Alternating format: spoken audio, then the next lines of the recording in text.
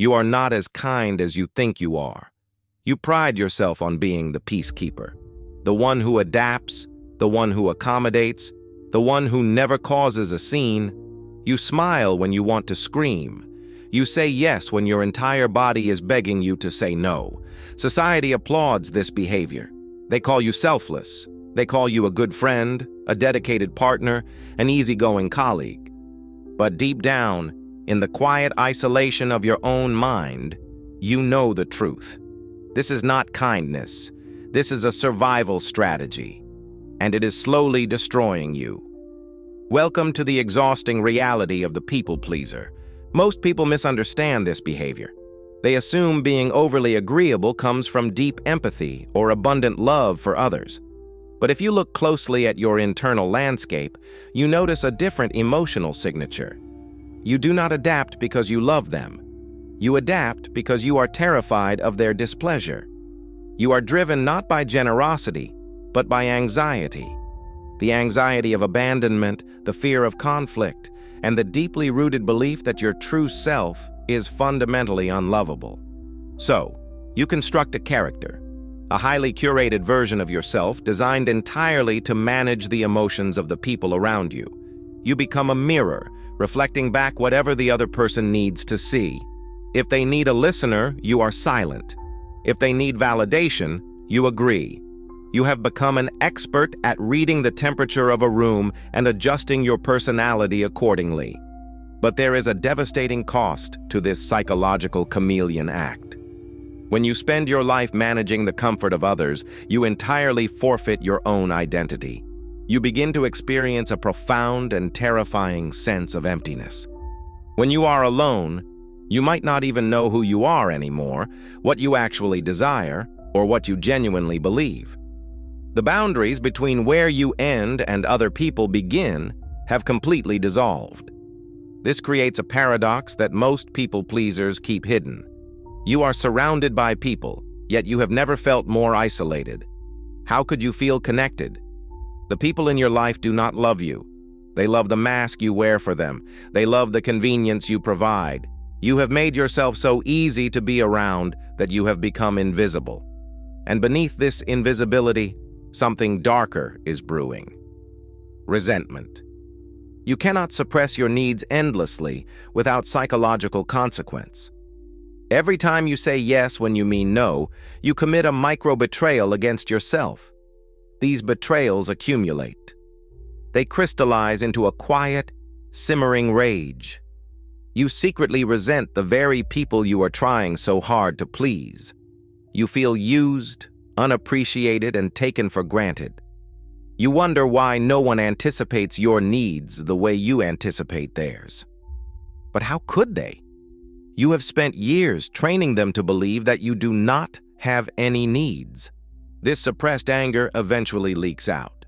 It manifests as passive aggressiveness, sudden outbursts over minor inconveniences, chronic fatigue, or even physical illness.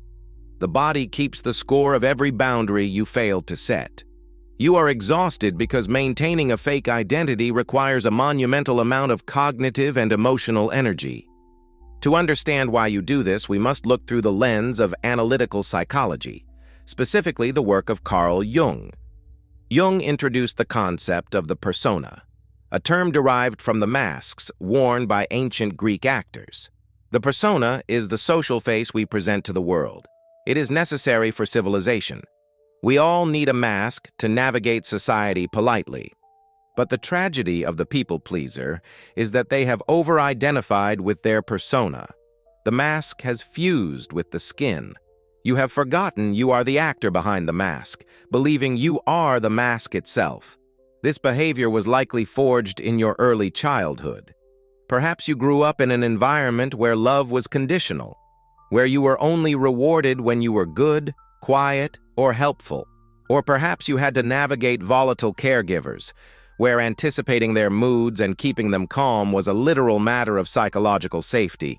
You learned early on that your authenticity was dangerous, but your compliance was safe. But Jung warned that whatever we refuse to integrate into our conscious identity does not disappear. It descends into the unconscious, and forms the shadow. Because your persona is entirely built around being agreeable, accommodating, and selfless, your shadow contains all the opposite traits. Your shadow holds your capacity for aggression, your selfishness, your boundary-setting anger, and your right to be difficult. You are terrified of your shadow.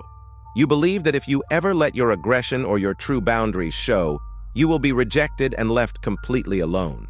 So you repress it further, smiling through the disrespect, swallowing the unfairness, and playing the eternal martyr.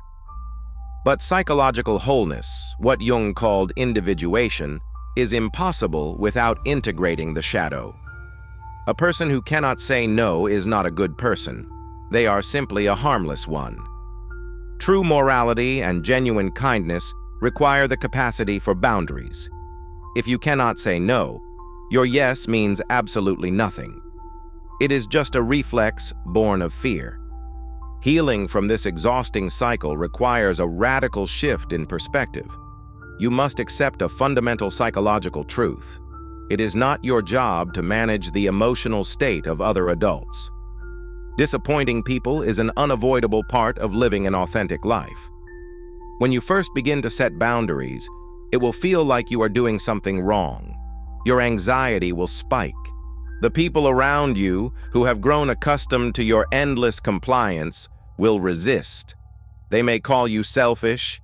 They may be angry. Let them be angry. Their disappointment is the price of your psychological freedom. You must learn to tolerate the discomfort of being disliked. Realize that the people who walk away when you stop bending over backwards were never attached to you. They were attached to what they could extract from you. Dropping the mask is terrifying. It means stepping into the world without the armor of being nice, but it is the only path to true connection. When you finally allow yourself to be disagreeable, to have preferences, and to say no without guilt, you stop living as a reflection of others. You begin to exist as a solid, grounded individual.